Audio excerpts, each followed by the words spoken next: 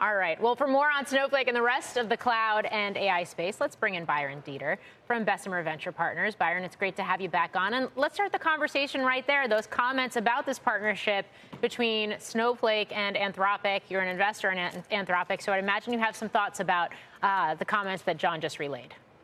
Indeed. Well, great to be back. Thanks for having me on. And it's fun to see Snowflake back on offense. This partnership is one that I think we'll see replicated across many of the incumbents as they try to leverage their platform and data assets to be a first mover in this AI wave.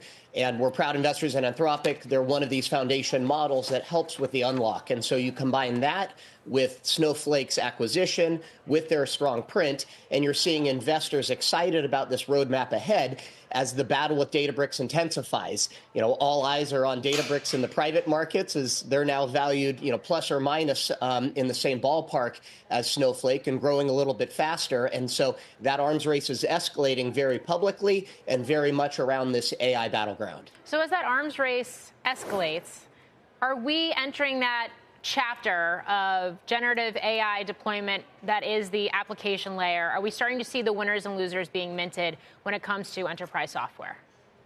We very much are. It's starting to move up stack. This trend started with the foundation models. It started with the infrastructure players. Frankly, there were very few trades available in the public markets other than the hardware players like NVIDIA and the hyperscalers themselves. It's now starting to become embedded within the leading app providers. And so we're seeing the reacceleration in the app layer. We're seeing things like the emerging cloud index start to benefit from that.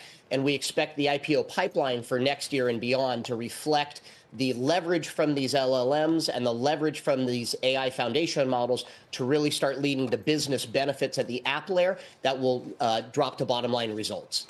Byron, I'm a little concerned that some investors might be missing the forest for the trees in a way. We talk about the AI trade and how overheated that's gotten in some cases, but I think a lot of times we're talking about the mega caps here. In this earnings season, and I'm going to call out Elastic because that just came out. I don't know if we can throw that chart up.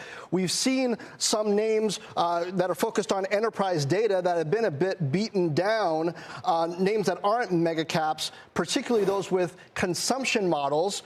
Kind of having a nice go of it. That would include C3 AI, though we're not talking about its earnings. It hasn't reported yet. It's had a nice bump since that Microsoft partnership announcement earlier this week. Yeah, it's really been a Mag 7 rally, and the app providers have largely been left out of it to date, especially the mid-cap app players. And so the question is, how's this disconnect going to reconcile? Either there's been irrational spending, NVIDIA's been a disproportionate beneficiary, and there isn't going to be an ROI from that, or in a delayed fashion, we're going to see that roll through into the app layer.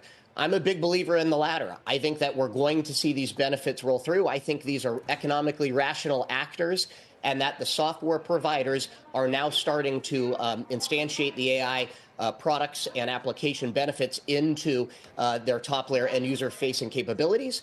Those will lead to higher prices, higher growth rates, and we'll start to see this reacceleration over the coming quarters. We're early in that, but that's the opportunity ahead, and I think that's one of the trades that will start to be possible in the public markets that's really only been possible in the private markets for these smaller pure-play AI app companies today.